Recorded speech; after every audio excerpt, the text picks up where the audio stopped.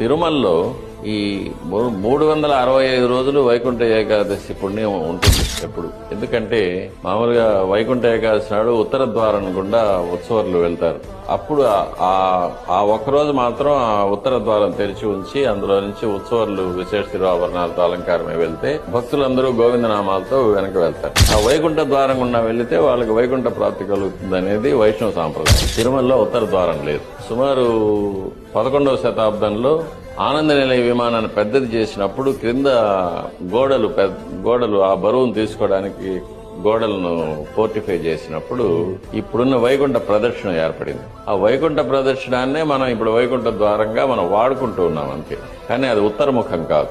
కానీ విశేషం ఏమంటే ఆనంద నిలయ విమానంలో ఉత్తరముఖంగా పరమపదనాథులు వేంచేస్తున్నారు. స్వామివారు వైకుంఠంలో ఎలా ఉంటారో పరవ్యూహంలో వేంచేస్తున్నారు. తర్వాత వాయవ్య మూలలో